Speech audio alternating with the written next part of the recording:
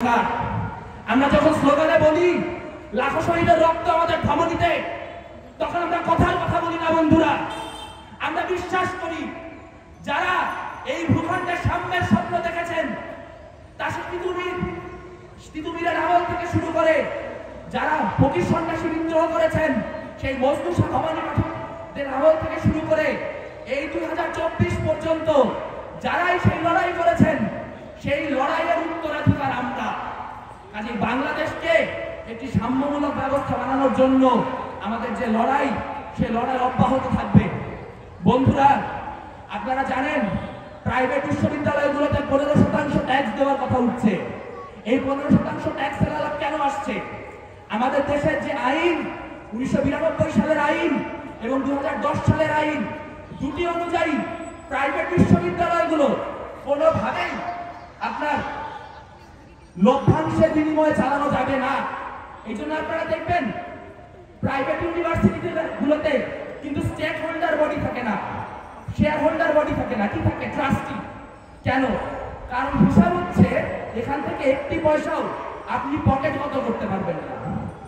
একটা সরকার যদি চোরের বাচ্চা চোর না হয়, যদি উপর থেকে নিচ পর্যন্ত সব কয়টা তৃতীয় শ্রেণী চোরার ঘরের চোরা না হয়, তাহলে সেই সরকার কিভাবে বলে আপনি যে বাড়তি টাকা উত্তোলন করছেন তার শিক্ষার্থীদের সার্ভিসে ব্যয় না করে ওই 15% টাকা আমাকে? তার মানে সবটাই চোর, উপর থেকে নিচ পর্যন্ত সবটাই চোর, নিচ থেকে শুরু করে শেখ হাসিনা। তাহলে এই চোরদের বিরুদ্ধে যদি আমাদের লড়তে হয়, যদি শিক্ষার প্রাইভেটাইজেশন আমাদের বন্ধ করতে হয়, তাহলে আমাদের সকল শিক্ষার্থীদের এক করতে হবে। আর সকল শিক্ষার্থীকে এক করতে হলে এইসব কৃত্রিম সাংস্কৃতিক লড়াই আমাদের ছাড়তে হবে। আমি বিশ্বাস করি বাংলাদেশ ছাত্র ইউনিয়ন বাংলাদেশের একমাত্র ছাত্র সংগঠন যাদের এই কাজ করার দম, এই কাজ করার হিম্মত এবং এই কাজ করার ইতিহাস আছে। আজ নীল পতাকার সৈনিকেরা একত্র। আজ তাকিয়ে দেখেন যত বড় বড় রাজনৈতিক দলের সমাবেশ ছিল, 24 তারিখ, 25 তারিখ, 26 তারিখ বন্ধ করে দেওয়া হয়েছে, নিজেরাই বন্ধ করে দিয়েছে। স্কুল বন্ধ কেন? দাবদাহ, আমরা পারবো না। কিন্তু আমরা কি পারছি নাকি পারি নাই?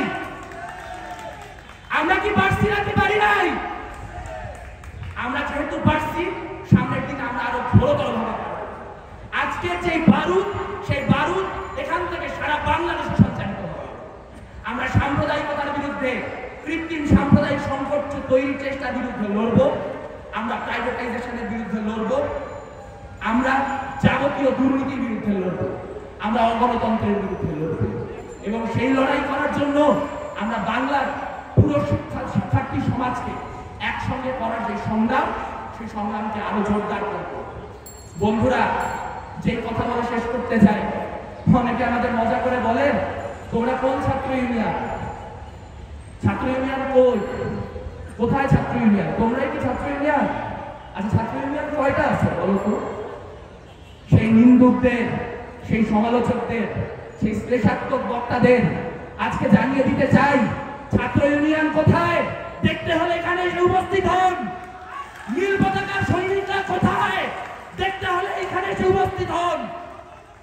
রাজপথে যারা থাকবে তারাই ছাত্র ইউনিয়ন। কাজে কারা আসুন ছাত্র ইউনিয়ন? চিনতে হলে রাজপথে আসুন, রাজপথে নামুন, রাজপথ দেখুন। রাজপথে যে সংগ্রাম, সেই সংগ্রাম অব্যাহত থাকবে। নীল পতাকার যে সংগ্রাম, সেই সংগ্রাম অব্যাহত থাকবে। সেই সংগ্রামে আমরা আরো নিবিড়ভাবে হাতে হাত ধরে, কাঁধে কাঁধ মিলিয়ে ইনকিলাবী স্লোগান তুলে সামনের দিকে এগিয়ে যাব। আমাদের আজাদি আমরাই করে দেব। ইনকিলাব জিন্দাবাদ।